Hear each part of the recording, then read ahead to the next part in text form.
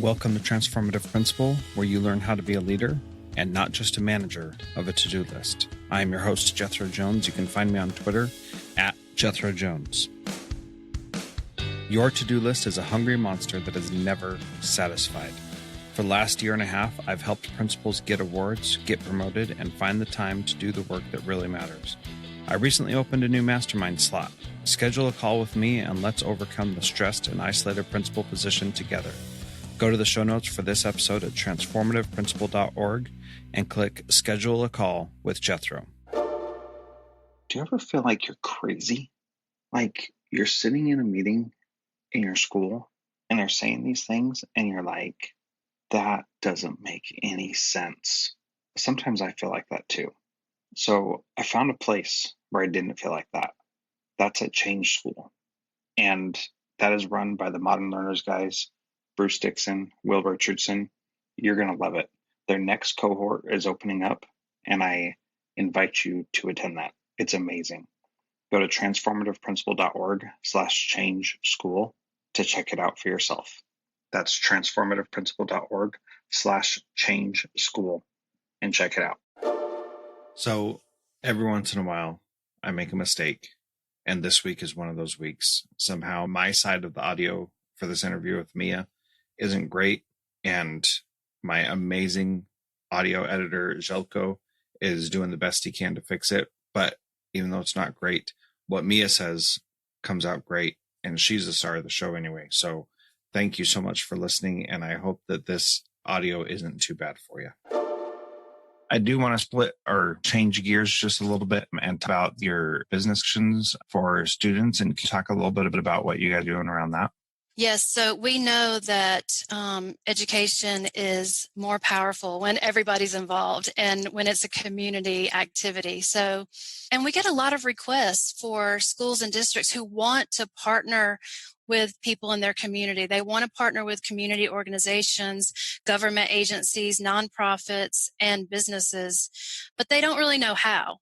So we're able to go in and to help educators design a plan of creating those opportunities, of thinking about the people in their community, the businesses in their community, and what makes sense and ways they could partner together, designing projects that they could work on. Also, we can help the people on the other end. So a lot of businesses want to be involved in education. A lot of businesses need to build a pipeline of future employees. And, you know, that's what school is kind of all about, is preparing us for our future. So, but again, they don't really know how to partner in ways that are meaningful.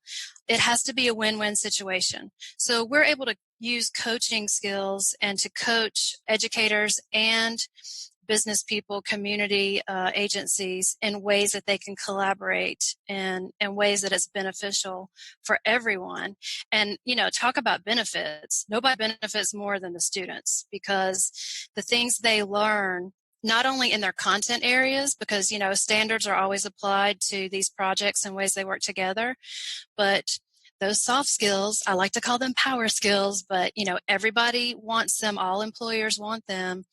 And it's never too early to start collaborating and teaching young people how to collaborate, how to communicate, how to think strategically, how to think critically, and how to solve real problems in your community. That's where the joy comes in. That's where learning is fun again, because it's real and it's meaningful. And that's research shows that's one of the components needed to make learning joyful, is that it has to be meaningful. Yeah, it definitely has to be meaningful. And, you know, the idea that most schools don't know how to partner, a lot of times we think that getting volunteers means that we should have more bodies in the classroom. And you're talking about doing actual projects with outside agencies or businesses or whatever it is. And so can you give some examples of what has looked like for schools that you've worked with to create those relationships where they're doing meaningful and full relevant? Yes, so we start with the school district typically, and we do some asset mapping of the community and show them how to reach out and get some partners that are interested in working with them.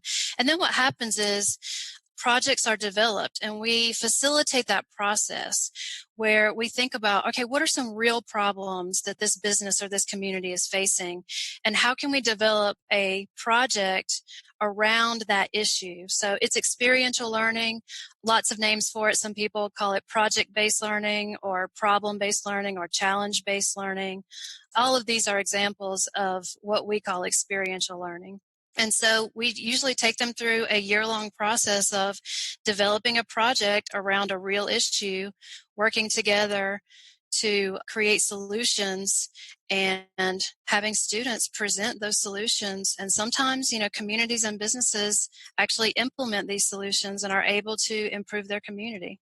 There are so many different things that you can do with that, at my school, there was the school next to us has a hockey rink that is out of commission now. And boys who have grew up in Fairbanks wanted to want to fix up that hockey rink.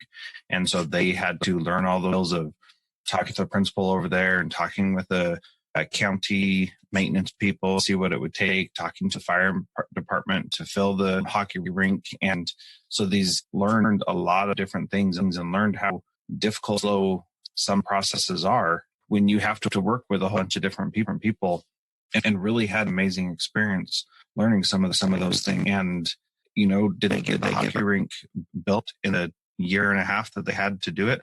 No, they didn't. And that was a reality check. A reality check. Exactly. That was a good learning experience also, because just because of a great idea or want to do something to make your community better doesn't mean that it can actually be pulled off in the time that you have to do it. And so, while it was a bummer that happened, they did get the PTA to commit to a certain amount of funds to be able to replace some wood and, talk to the maintenance department to allow them to go do some repairs. And so, those kinds of things just so invaluable. And, even though they weren't successful in completing the project, they still learned a lot, and it was still a very beneficial thing for them that gave them a taste of what it's like to actually work on something that matters and not just do worksheet class, right? Yes, exactly. And the other thing about experiential learning is you never know what seeds have been planted through that experience. So the example that you just gave and the fact that they couldn't complete that entire project in that amount of time, they don't know what students may come back years later and be able to complete that process because it just sticks with them.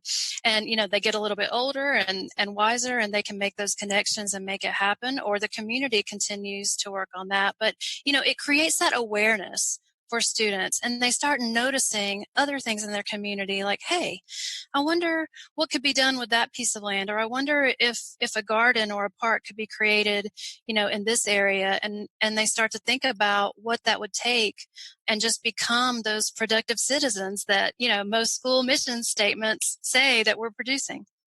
We say we're producing them, and then we're not do the work to actually produce them. And this type of collaboration, this type of experience really matters. So what are your advice to, there's a principal listening to this and they're like, yeah, I really will start partnering with some other people because I think that'll be important, can identify some of the challenges that there are, and they can help us do the work. And then we can provide, both to help their work also.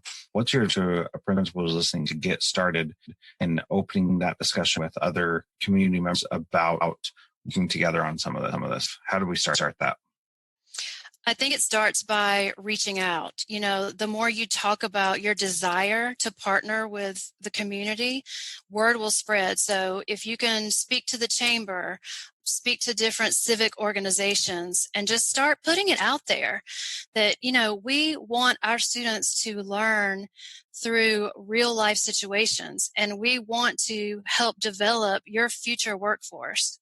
So spreading the message first. And then the other thing I would say is focus on quality partnerships over quantity. So you can have a million partners on paper that say, yes, we partner with this school or we partner with this district. But like you alluded to earlier, it may not amount to more than just some guest speakers in the classroom. So those quality, I would say 1 or 2 quality partnerships with a school or a district can lead to great things. So when you find a quality partner and you can really go deep and think about ways that you can work together that's going to benefit the students, benefit the teachers, benefit the business, and benefit the community, that's when you'll have the most impact. And so with that, principals probably don't realize what types of relationships they all have with parents of students, former students, parents, things like that, where those relationships likely already exist. And they're just looking for someone to say, this is what we need to do. I would think that a principal who's been around for a while has developed those kinds of relationships.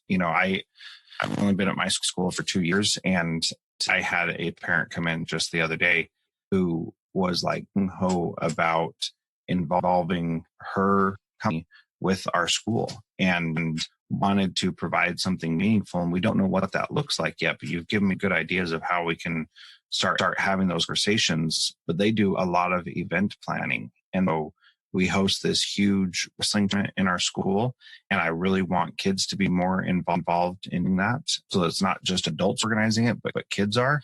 And that's something where certainly John and her expertise of doing event planning to be able to make something really cool happen, that and have kids involved in that, so that it's not just a couple of teachers working on over here, but it's a whole school event. It's something that we can be even more out of than we already are, because it is a really amazing thing. So I think you've given some great advice for that. The last one that I ask each person on the podcast is, what is one thing that a principal can do this week to be a transformative leader like you? That's a great question. I would say active listening. It's our first foundational piece of coaching training.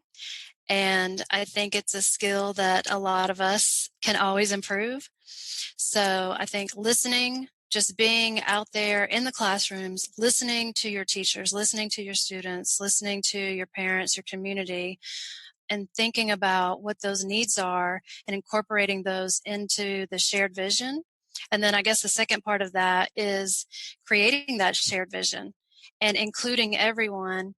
People need to feel like they can contribute. So when people see that they can be a part of that shared vision, they get excited about it. And then everybody starts working toward it, and it really builds momentum. So it starts with listening and then creating that shared vision.